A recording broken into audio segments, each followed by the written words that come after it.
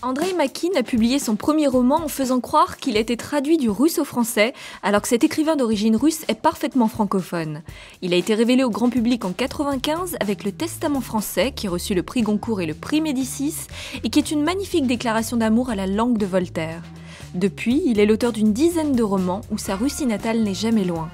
Avec le livre des Brèves Amours éternelles, publié au Seuil, il poursuit dans sa veine personnelle où les souvenirs de l'Union soviétique brejnevienne se mêlent à l'imaginaire de l'écrivain.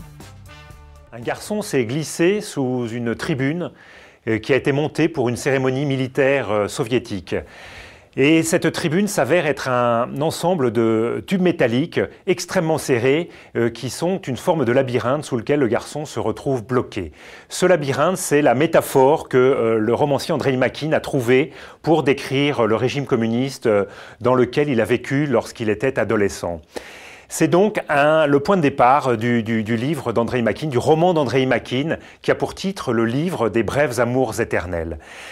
Un roman, ça se discute. En réalité, Makine procède par une succession d'histoires qui viennent à la mémoire du narrateur. Le narrateur est un jeune orphelin soviétique qui va aller au collège, puis devenir un adolescent, tout ça sous le régime de Brejnev, sous le regard, au fond, du régime communiste.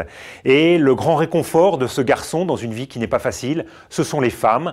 Lorsqu'il est jeune enfant, la seule contemplation d'une femme suffit à son bonheur, et puis plus tard, des femmes, il va en rencontrer, il va en séduire et il va en aimer.